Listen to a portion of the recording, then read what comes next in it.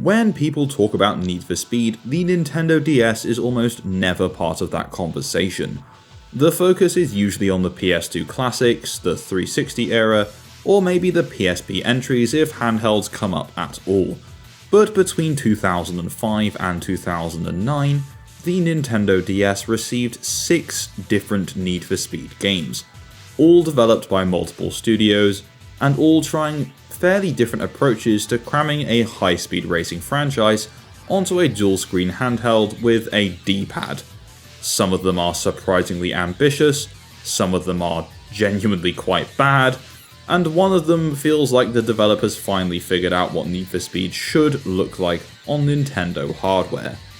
Today we're going through every Need for Speed game released on the Nintendo DS in release order, focusing specifically on those versions, not the PSP or other consoles, and breaking down how each one looks, plays, and holds up today.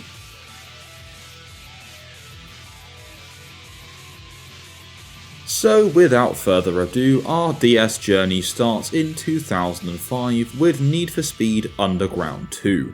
Developed by Pocketeers, who also brought us the Need for Speed Underground 2 Game Boy Advance port, and right away this game deserves credit for just the ambition alone. This is the very first Need for Speed game on the system, and rather than cutting things back to bare bones racing, the developers attempted to recreate the entire Underground 2 experience, customization, progression, and all. Visually, it's serviceable, car models are basic but recognizable, environments do the job, but you will notice a fair bit of track pop-in, especially at higher speeds. Objects appear close to the camera, which can be distracting during longer races, and there are longer races. Handling, though, is where things do get a bit mixed. It's certainly not awful, but it's not particularly good either. The physics feel quite floaty, cars don't always behave the way you expect, you can feel the engine struggling to simulate grip, weight transfer, and collisions all at the same time. Speaking of collisions, the collision detection itself isn't particularly good. You'll sometimes clip through walls and barriers, won't always stop you properly, and traffic interactions feel frustratingly inconsistent. But where the game really shines, in my opinion, is the customization. Of course, console Need for Speed Underground 1 and 2 had very in-depth customization systems that really made the games, and somehow Underground 2 DS manages to preserve a surprisingly deep customization system.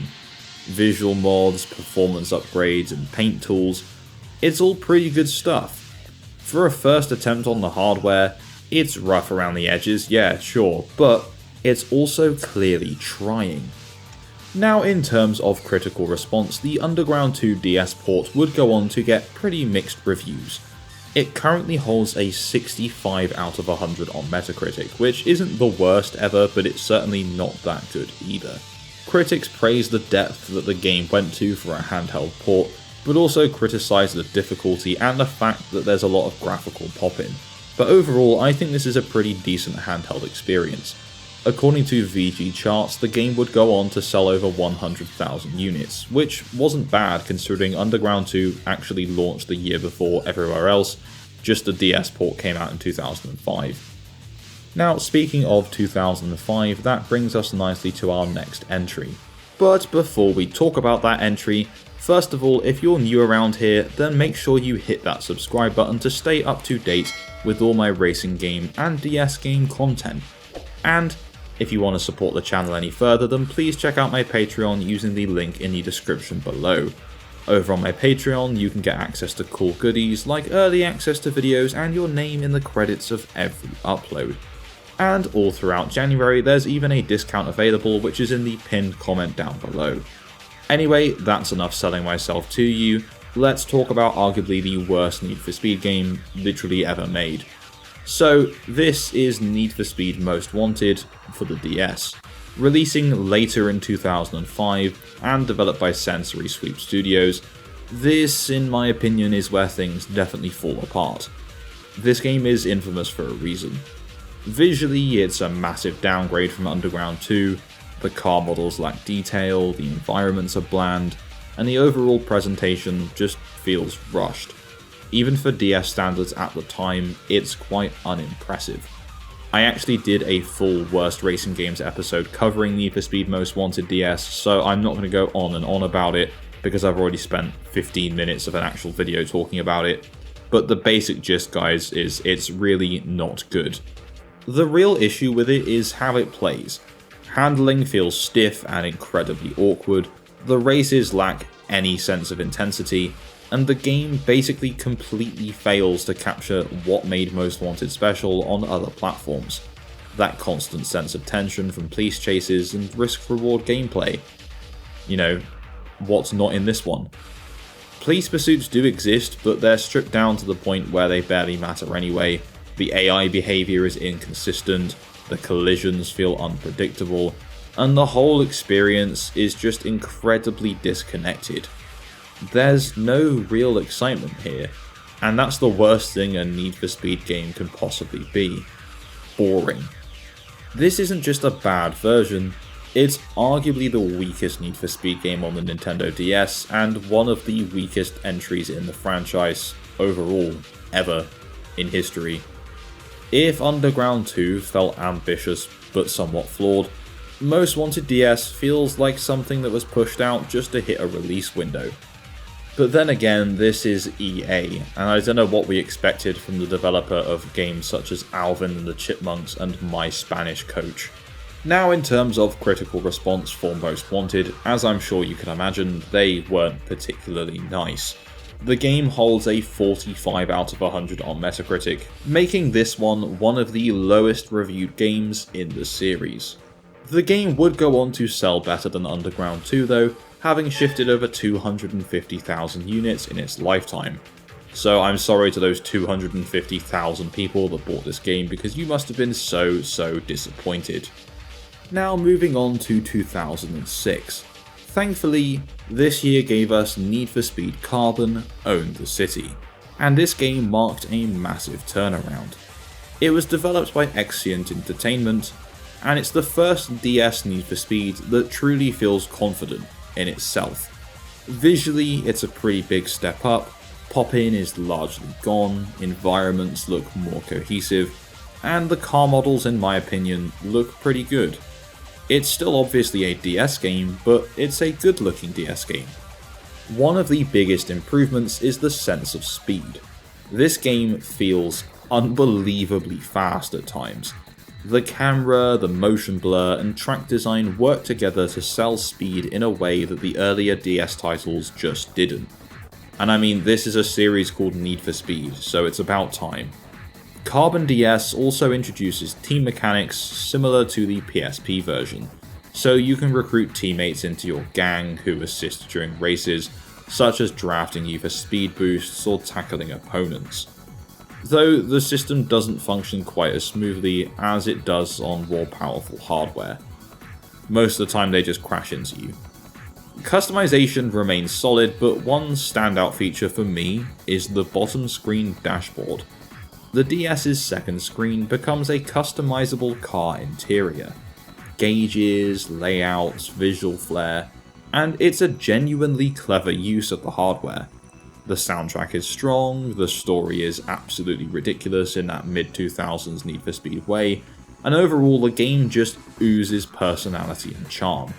Quick story spoiler warning, but it is ridiculous and I have spoken about it on the channel before with my PSP video, but the gist is, you are in a race with other people, and amongst them is your brother gets hit by a truck, he dies, and then it turns out that you were the one that instigated this, but you didn't know that because you were in the coma from the crash. The whole thing is just absolutely ridiculous, but it is fantastic. This is the point where Need for Speed on DS stops feeling like a compromised spin-off and starts feeling like a proper entry built with the system in mind. This game also fared pretty well with critics, holding a 70 out of 100 Metascore, which is pretty good going, still in the mixed or average, but better than its predecessors. Carbon Own the City would also go on to sell just over 200,000 copies for the Nintendo DS, so pretty good going as well. So moving on into 2007, and next up we have Need for Speed ProStreet, once again developed by Exient Entertainment. just like its console counterpart, ProStreet represents a bit of a tonal shift. Gone is the illegal street racing fantasy. Instead, everything is event-based, structured, and more grounded in realism and tracks. Visually, it's a bit of a mixed bag. The car models, to me, don't look good, like at all. They're blocky and lack any detail, but the tracks themselves are surprisingly well done with some decent variety and clarity. The sense of speed is still pretty strong, especially in the drag races and the high-speed circuits. Handling is more restrained and deliberate, aiming for realism, or at least as realistic as you can get using a DS D-pad. Events are split mostly between circuit races, time trials, and drag races, with a damage system layered on top. So if you push too hard, or you're just really bad like me, you'll end up racking up repair bills, which adds a strategic element not seen in the earlier DS entries. The drag races were a good standout for me because they were surprisingly in-depth for a DS entry. The licensed soundtrack for the game is solid, and while ProStreet DS doesn't have the flash of carbon, it does something arguably more important. It commits fully to its identity. This is easily the most different Need for Speed on DS, and whether that works for you depends entirely on how much you like the ProStreet formula. But if you want a more realistic racing game on the Nintendo DS, then just go and play Grid, because that DS port is surprisingly solid. Now, in terms of critical response, ProStreet DS actually holds the highest score out of the games we've looked at so far, with a 74 out of 100 on Metacritic. Just one more point and that would have put it in the positive bracket rather than mixed or average, but, sucks to suck, I guess. In terms of sales, ProStreet didn't sell as well as its predecessors, but the DS version did still shift over 100,000 copies, so not bad going for a DS spin-off. So we are now in the year 2008, and in this year we got Need for Speed Undercover, and this version was developed by Firebrand Games. Visually, things improve again. The car models look pretty good, the tracks are cleaner, though some pop-in does return. Gameplay shifts back towards traditional street racing, which immediately feels more familiar, though by this point the formula is starting to feel a bit tired. So the game starts me off with a Volkswagen Golf, which seems to be a running joke with these DS ports because every single one of them does the exact same thing, except Underground 2, where it gives you the option of a Golf and one other car, and just for the sake of it I chose the Golf anyway. Thankfully, progression is faster here, so you don't have to suffer with the starter car for too long before unlocking something better. Handling is pretty solid in my opinion, the collisions feel more consistent, and the sense of speed is still good.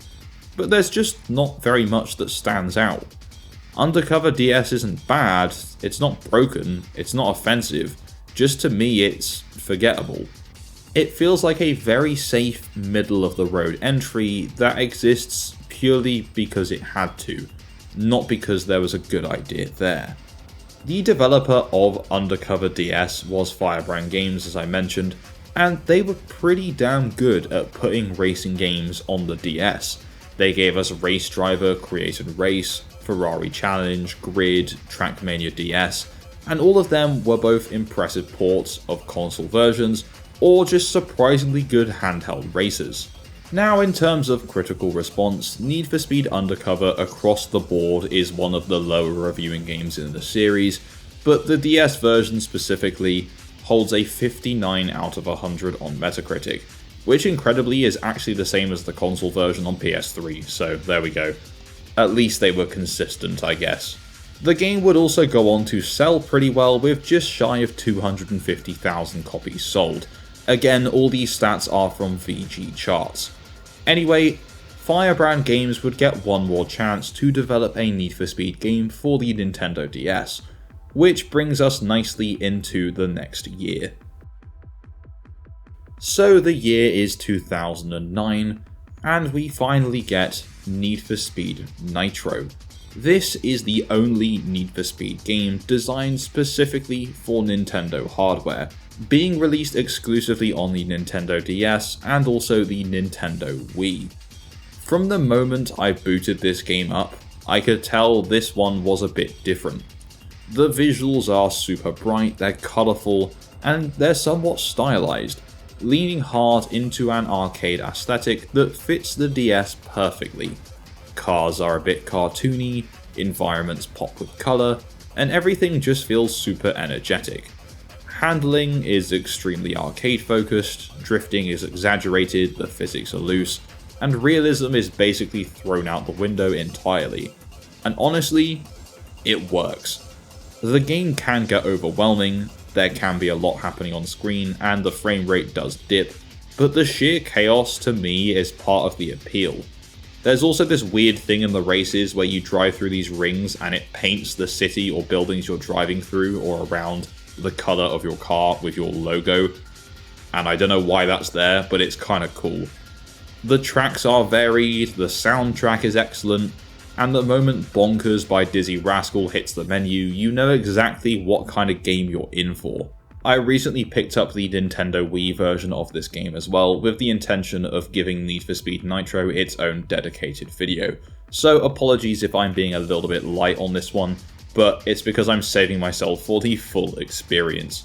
Anyway, in terms of critical response, Nitro for the Nintendo DS currently holds a 70 out of 100 on Metacritic, which is just 1 point higher than its Wii counterpart.